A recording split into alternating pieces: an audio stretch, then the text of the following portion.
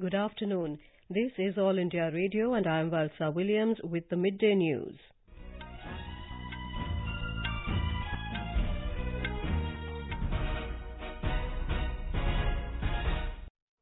The headlines. Polling underway in 13 constituencies for first phase of Jharkhand Assembly elections. Uddhav Thackeray-led alliance government of Maharashtra to face floor test in Assembly in a short while from now.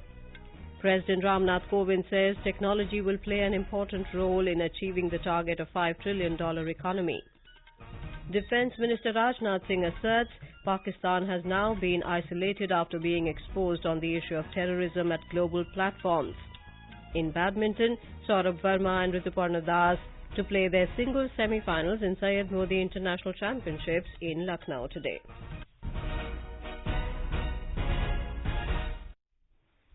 Polling is underway for the first phase of Assembly elections in Jharkhand.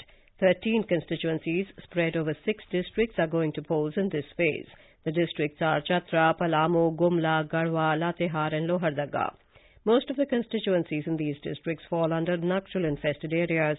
Voting, which began at 7 a.m., will end at 3 in the afternoon. 47% polling has been reported till 1 p.m.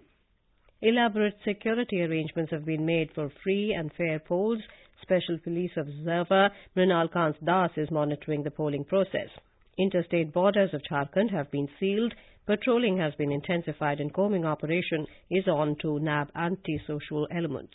Our correspondent has the details. Moderate to brisk voting has been recorded in almost all polling booths. Women voters are outnumbered in comparison to male voters. All the constituencies are in Naxal-infested areas. Ignoring Naxal threat, a large number of people have come out from their homes to cast their votes. First-time voters are enthusiastic. Special arrangements have been made at polling booths for elders and the young voters. Long queues are being seen at booths. The electoral fortune of 189 candidates, including 15 women candidates, will be decided today. Among them are Health Minister Ramchandra Chandravanshi, State Congress Chief Ramesh O. Rao, and former ministers Dadai Dubey, Bhanu Pratap Shahi, Radhakrishna Kishore, and Kamlesh Singh. With KK Lal's report from Lohardaga, Tanvi Khurana, AIR News. Prime Minister Narendra Modi has urged the people of Jharkhand to turn out in large numbers and cast their votes in the ongoing assembly polls in the state. In a tweet, Mr. Modi appealed to people to vote in large numbers and enrich the festival of democracy. Meanwhile, scrutiny of nomination papers for the fourth phase of Assembly elections is being taken up today. Candidates can withdraw their nomination papers till Monday. During this phase, polling will be held on the 16th of December in 15 constituencies spread over 4 districts. Filing of nominations is continuing for the fifth and final phase of elections. Last date for filing of nomination is the 3rd of December. On the other hand, campaigning has intensified in those areas where the second and third phase of elections will be held.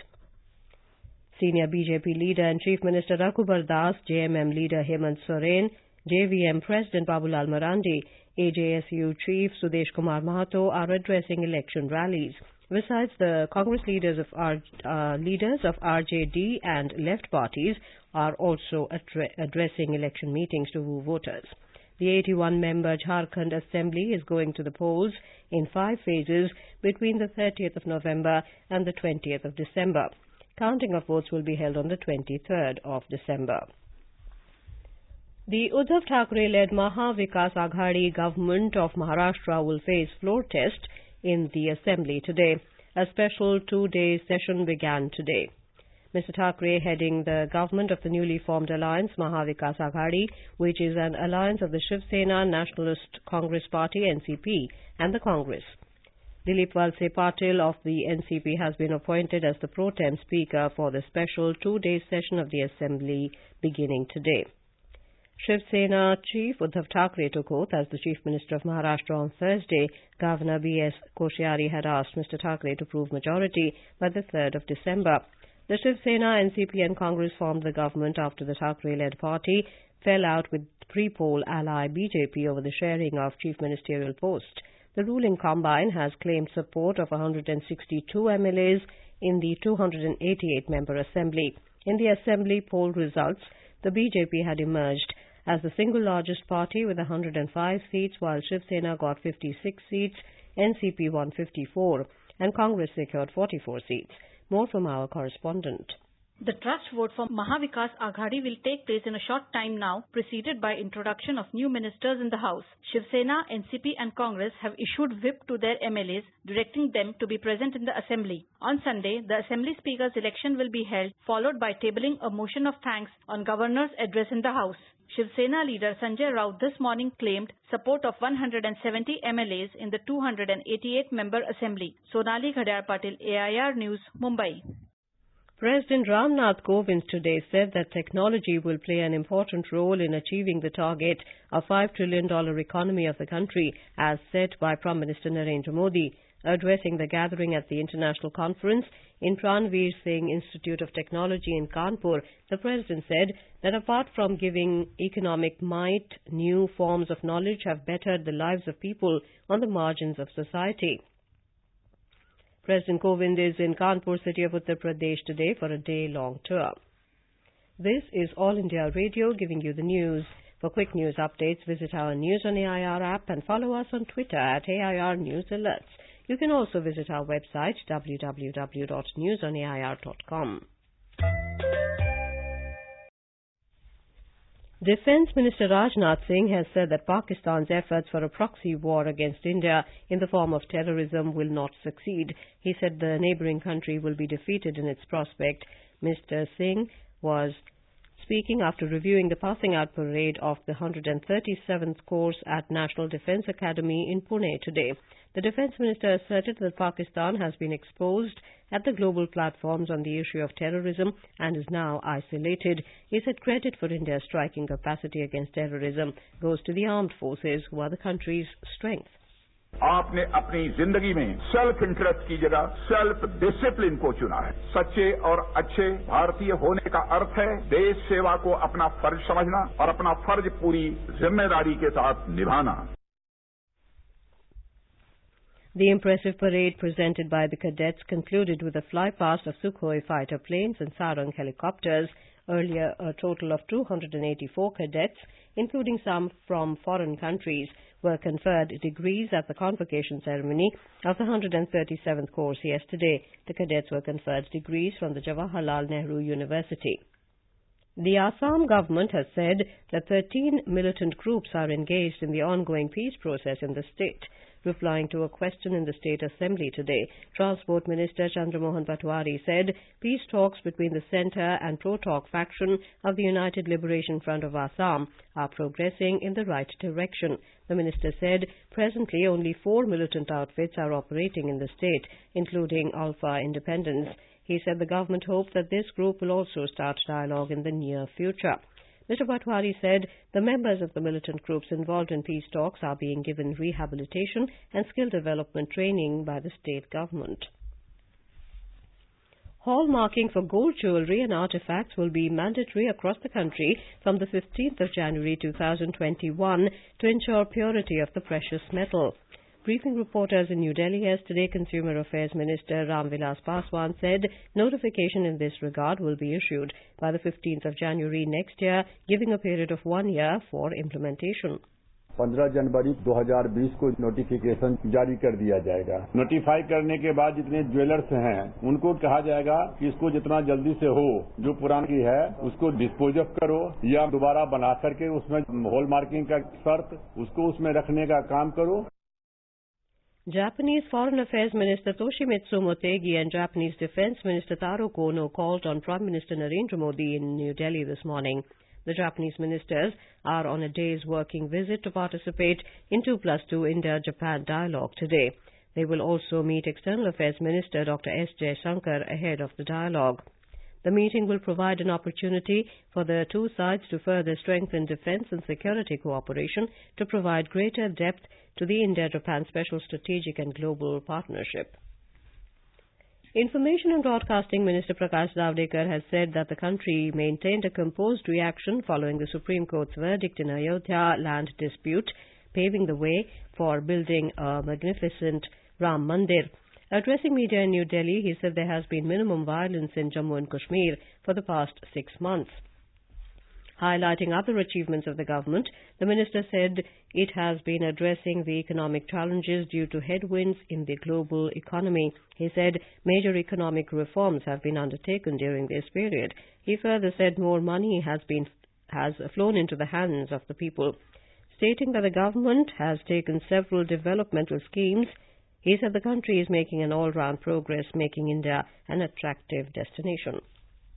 Union Minister of State in the Prime Minister's office, Dr. Jitendra Singh, today said the Union government is on a mission to implement all citizen-friendly 854 central government acts in the Union territories of Jammu and Kashmir and Ladakh. With the implementation of the acts, which were not applicable in erstwhile Jammu and Kashmir state, the government wants to compensate for the losses of last 7 decades suffered by the people of Jammu and Kashmir in the name of Article 370. Dr. Singh was speaking after inaugurating a 2-day conference, Ek Bharat Shresth Bharat, was focused on Jal Shakti and disaster management in Jammu today. He said the conference will hugely benefit Jammu and Kashmir administration to replicate effective water conservation and disaster management practices in Jammu and Kashmir. We have a report.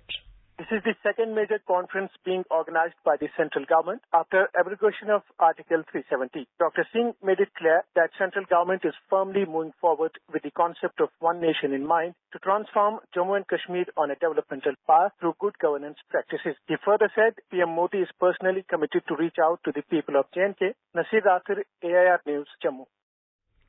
Lieutenant Governor of Ladakh, R.K. Mathur, has appealed to the elected representatives to join hands to make Ladakh a model union territory. Mr. Mathur was speaking after inaugurating a conference of elected representatives of Leh and Kargil districts of Ladakh in Leh today. The Lieutenant Governor said the day-long conference is aimed at understanding the problems and improving coordination between public representatives and the administration. He also said with continuous training of elected representatives, officers and staff, the development projects can be taken forward to achieve the goals. The Rajya Sabha registered a record 89% productivity in the first week of the ongoing winter session of Parliament. The productivity was 84% in the second week, with events relating to government formation in Maharashtra pulling down the productivity of the House during the week. The upper house, however, conducted important business during the week, leading to the chairman, M. Venkaiah Naidu, and the members complimenting each other for the good work during the working days of the week. Discussion on the economy and Pegasus spyware were the highlights of the week. A total of 1,693 Gram Panchayats in the country have been identified as Sansad Adarsh Gram Panchayats till November this year. Rural Development Minister Narendra Singh Tomar gave the information in a written reply in the Rajya Sabha yesterday. The phase-wise concept was launched on the 11th of October in 2014 with the objective of creating model Gram Panchayats in different parts of the country by leveraging leadership, capacity, commitment and energy of the members of Parliament. Mr. Tomar said the concept also aims at instilling certain values in the villages and the people residing there so that they get transformed into models for others. Uttar Pradesh, with 311 Sansad Adarsh Gram Panchayats, topped the list, followed by Tamil Nadu with 190.